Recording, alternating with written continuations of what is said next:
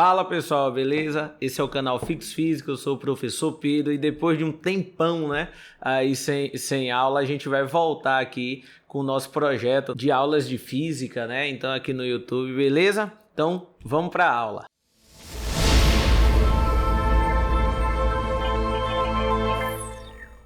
Seguinte, primeiro de tudo, a gente vai ter que entender o que é o tal movimento uniformemente variado. Na última aula, a gente viu o movimento uniforme, certo? E agora a gente vai ver o movimento uniformemente variado. São duas coisas bem diferentes, certo? No movimento uniforme, a gente viu que a principal característica dele era ter um movimento no qual a velocidade não variava. Então, a velocidade, que é uma razão entre o espaço e o tempo, ela é sempre constante. Aqui, a gente vai ter uma pequena modificação, No movimento uniformemente variado, a gente vai considerar, como sua principal característica, a variação da velocidade, porém de maneira uniforme. Certo? E quem se mantém constante no movimento uniforme é um novo conceito que a gente vai aprender hoje, chamado de aceleração. Então vamos lá. Principal característica do movimento uniformemente variado que a gente vai ver é aceleração constante e diferente de zero. Aí você me pergunta, Pedro, o que é aceleração? Então, a gente vai entender aqui a aceleração nas nossas aulas como sendo o agente modificador da velocidade. Se eu tenho um corpo que é dotado de aceleração, a velocidade tem que estar variando, seja para mais ou para menos. Ou seja, ela tem que estar aumentando ou ela tem que estar diminuindo conforme o tempo passa. Certo? Então põe aí, a aceleração ela é o agente modificador da velocidade. Então se a gente entende isso, quando um corpo tem o aumento da velocidade, ele está acelerado. Assim como quando ele também tem a diminuição da velocidade, ele também está acelerado. Certo? Em que situações do dia a dia isso pode ocorrer?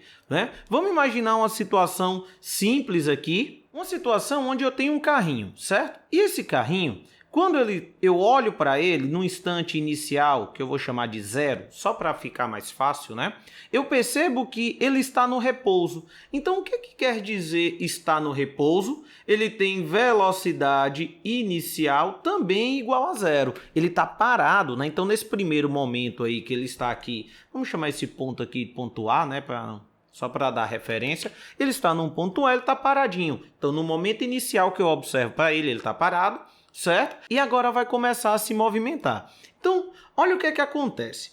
Ele está lá em repouso, tranquilo, e de repente ele começa a andar. Conforme ele vai se deslocando, o que vai acontecer com a sua velocidade? Se ele estava parado e passa a entrar em movimento, consequentemente, ele teve que variar a sua velocidade. Ele teve que aumentar a sua velocidade. Então, digamos que quando ele chega aqui no ponto B, o que vai acontecer com o carrinho?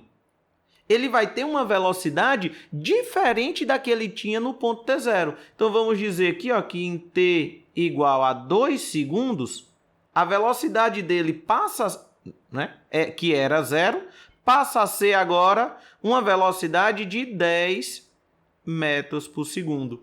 Então, o que foi que aconteceu? No primeiro momento, ele estava parado, ele entrou em movimento e, ao longo desse movimento, ele foi aumentando a sua velocidade. Então, a velocidade permaneceu constante? Obviamente que não. Certo? Então, se ela não permaneceu constante, é porque houve a ação de uma aceleração sobre esse corpo. Certo? Beleza? A mesma coisa pode acontecer com a situação inversa. Imagine aqui a mesma situação de um carrinho, só que agora, quando eu observo ele, na situação inicial, ele tem uma velocidade inicial aqui de 20 metros por segundo.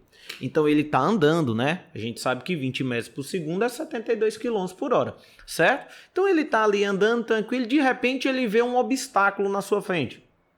Quebra-mola, o sinal fechou, atravessa um cachorrinho na frente. E aí, o que ele tem que fazer nesse momento?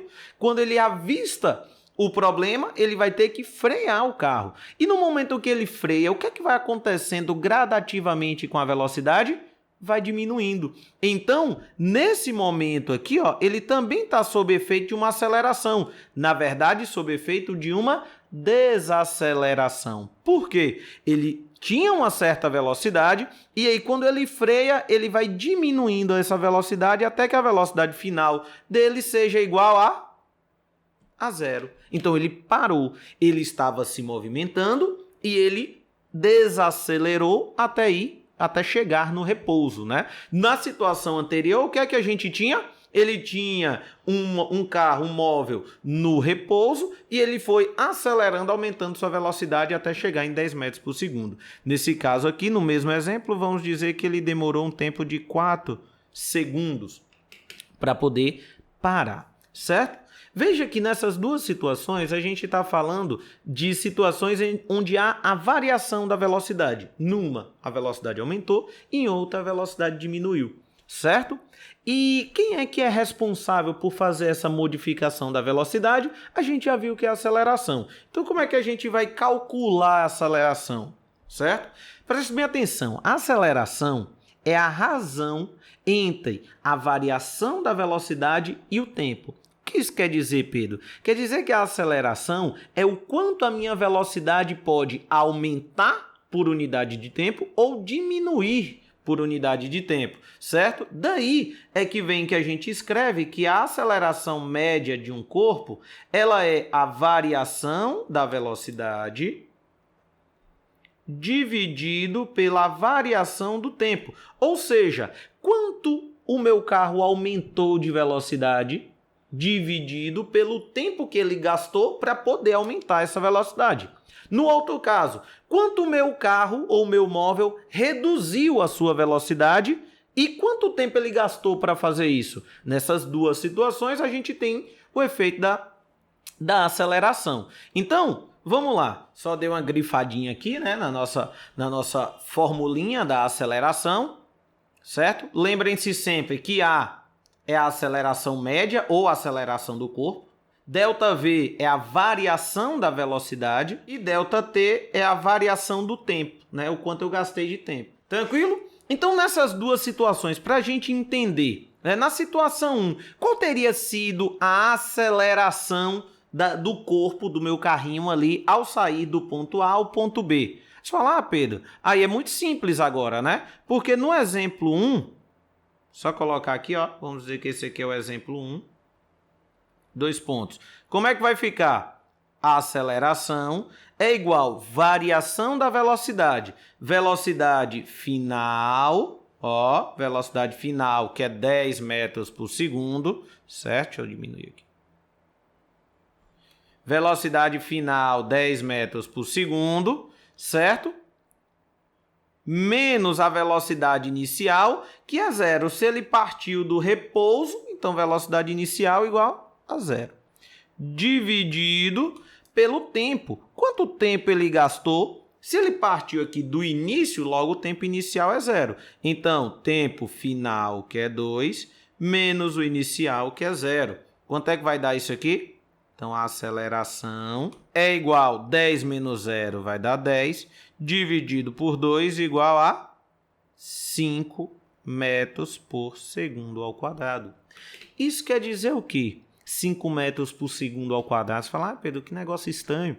5 metros por segundo ao quadrado quer dizer que a velocidade desse corpo aumenta em 5 metros por segundo a cada segundo que passa. Certo? Se eu tenho uma aceleração constante, passou um segundo, a velocidade dele aumenta 5 metros por segundo. Passou outro segundo, ela vai aumentar mais 5 metros por segundo. É por isso que no primeiro momento a velocidade era zero, passou um segundo, a velocidade dele passou a ser 5 metros por segundo. Quando passou 2 segundos, nós chegamos à velocidade final, que foi de 10 metros por segundo. A mesma coisa acontece aqui no exemplo 2, certo? No exemplo 2, veja bem, vai ficar como? A aceleração é igual velocidade final. Se ele parou se ele parou, se ele foi até o momento de parar o carro. Então a velocidade final é igual a 0, menos a velocidade inicial, que é 20, dividido pelo tempo que ele gastou. Qual foi o tempo que ele gastou? Obviamente, 4 segundos, né? Que é 4 menos 0. Então, 20 menos 4, quanto é que vai dar? Também vai dar 5, né? Só que aqui vai dar menos 20 e aqui menos 5 metros por segundo ao quadrado. Pedro, por que deu menos 5?